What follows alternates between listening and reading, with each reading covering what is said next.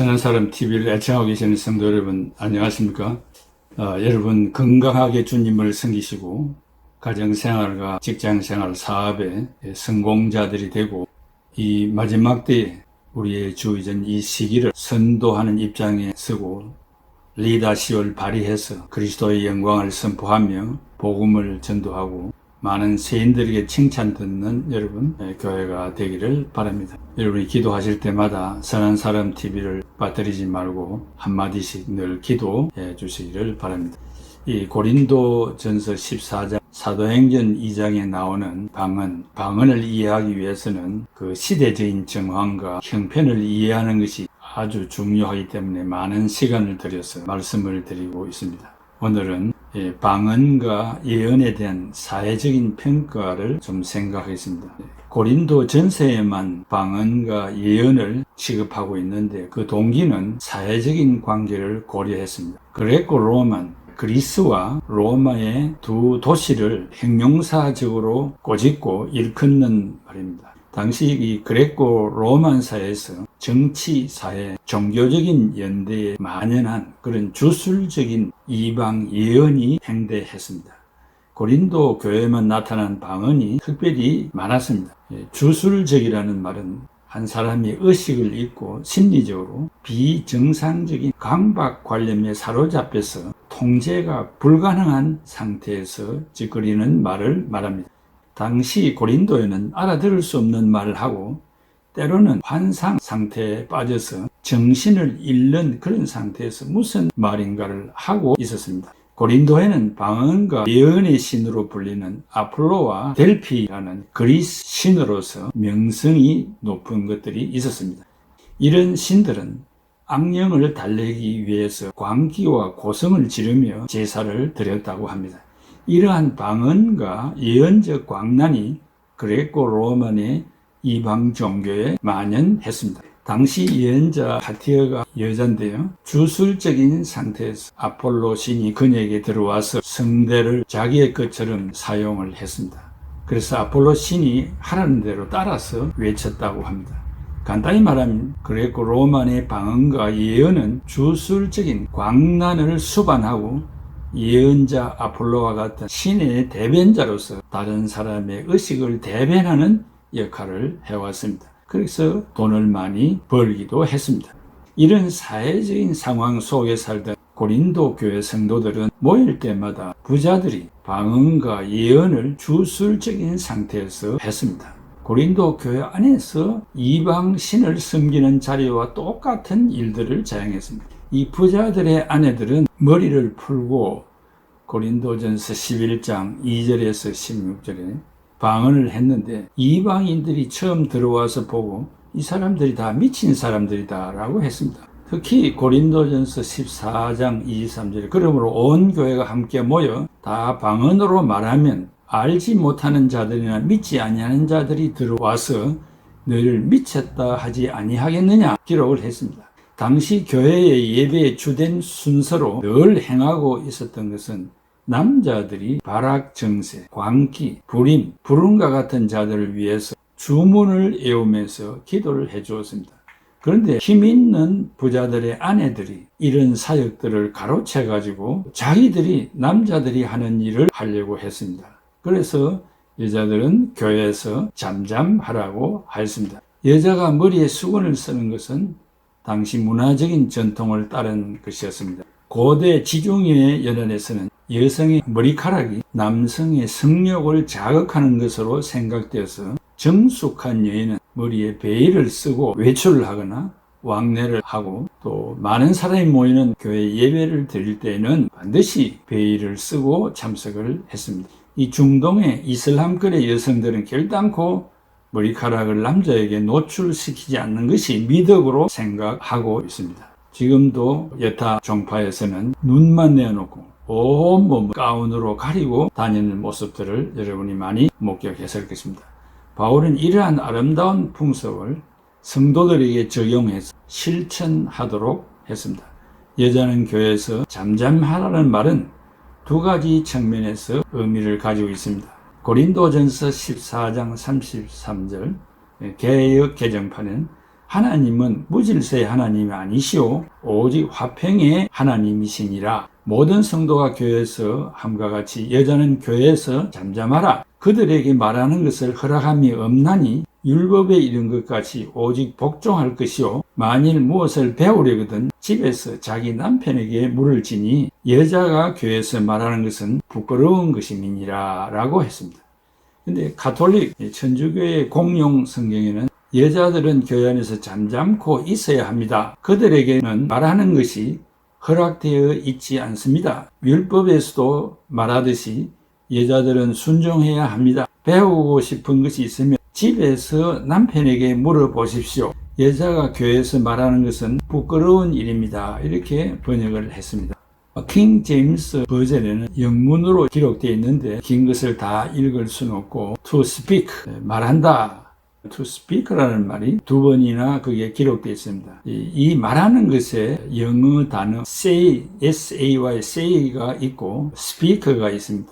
근데 say는 보통 일상적인 대화를 말할 때 쓰이는 단어입니다. 그러나 speaker는 보통 대중에게 교회 안에서 또 연설할 때, 설교할 때 쓰이는 단어입니다. 따라서 모든 여성들이 교회 안에서 아무 말도 하지 말고 침묵하라는 뜻이 절대로 아닙니다. 그러나 여자들이 교회 안에서 권위를 행사하고 가르치거나 알 수 없는 방언을 하는 것은 하나님의 창조의 질서를 무너뜨리는 행위라고 사도 바울을 통해서 하나님이 말씀하고 있습니다. 이렇게 돈 많은 부자들의 아내들이 교회에서 say, 말하는 것이 아니고 speak, 대중들 앞에서 하기 때문에 여자는 교회에서 잠잠하라고 했습니다. 디모데전서 2장 12절에서 15절에 이렇게 기록되어 있습니다. 오직 나는 여자가 가르치거나 남자에게 권위를 행사하는 것을 허락하지 아니하노니 다만 조용할지니라.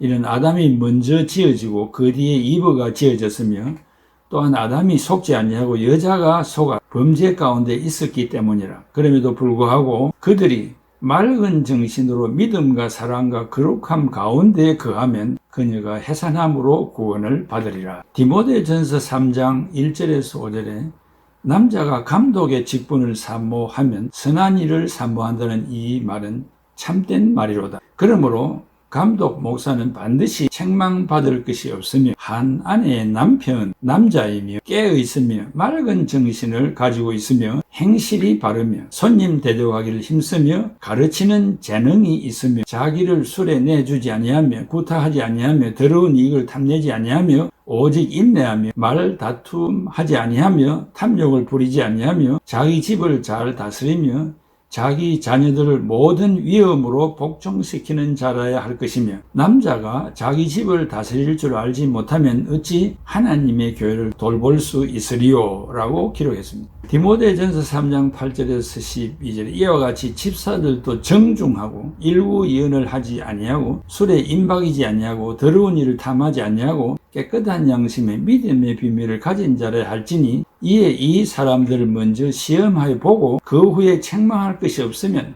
집사의 직분을 맡게 할 것이요 여자들도 이와 같이 정숙하며 모함하지 아니하며 절제하며 충성된 자라야 할지니라. 집사들은 한 아내의 남편 남자가 되어야 하고 자녀와 자기 집을 잘 다스릴지니라 라고 했습니다. 여기서 감독과 집사는 한 아내의 남편으로서 한 가정을 이끄는 남자여야 한다고 했습니다. 여자 감독, 여자가 목사가 되거나 집사가 될 수 없다고 명확하게 말씀하고 있습니다. 그러나 이 구절은 여자 성도님들을 무시하는 말씀이 결코 아니고 하나님의 창조 질서를 올바로 세우기 위한 목적입니다.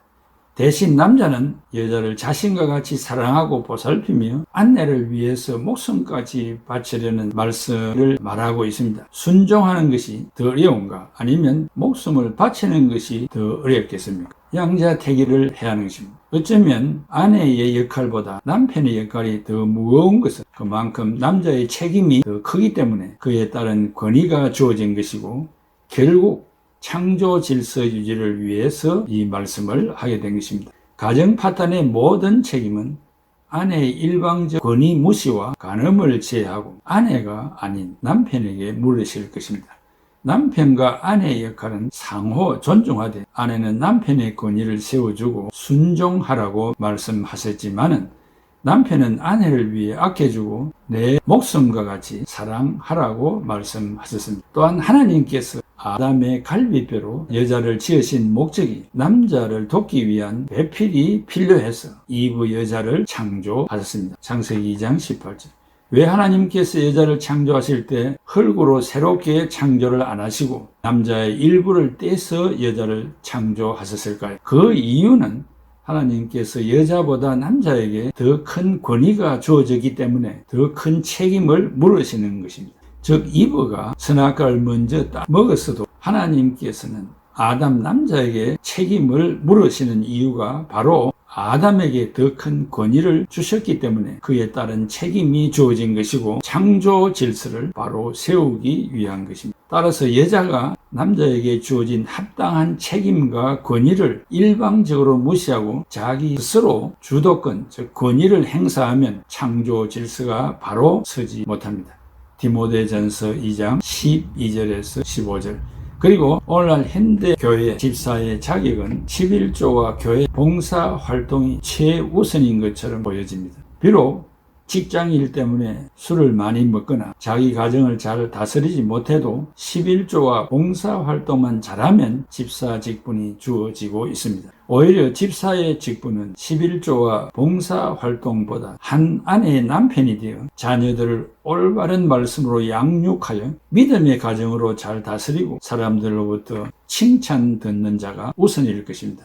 이것이 하나님의 뜻이고 창조의 질서에 어긋나지 않고 가정의 질서가 바로 서는 것일 것입니다. 로마 가톨릭의 사제라고 하는 신부들, 예수의 제수잇 포함해서 한 아내의 남편이 되려는 하나님의 말씀을 무시하고 결혼을 하지 않는 것은 사람들에게 깨끗해 보일지는 몰라도 오히려 하나님의 말씀에 정면으로 위배되는 행위입니다.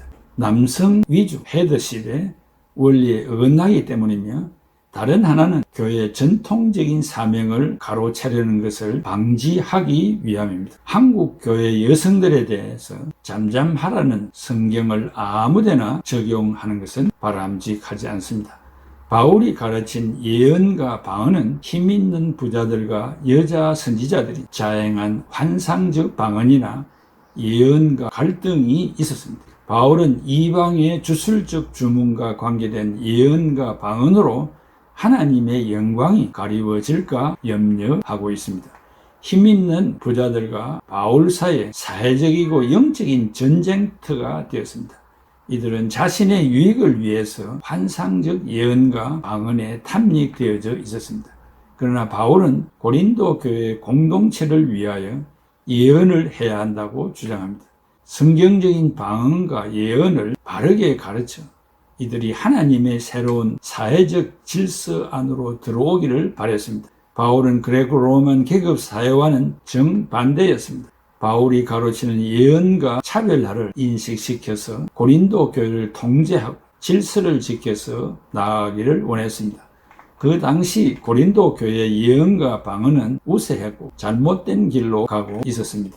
이러한 측면에서 바울은 방언에 대해서 아주 많은 의미 있는 이야기들을 하면서 자기 희생과 사랑으로 주변을 순화시키고 이해시켜서 대중 모두가 다 자기의 가르침에 동의하고 협력해서 주술적인 잘못된 예언과 방언이 고린도 교회에서 떠나가기를 바라는 마음으로 인내하면서 이 말씀을 가르치고 있습니다. 또한 다음 시간에도 계속해서 말씀을 드리겠습니다. 우리 또 찬송가 한 장을 감상하겠습니다. 감사합니다. 많은 사람들 참된 진리를 모른 채 주님 곁을 떠나갔지만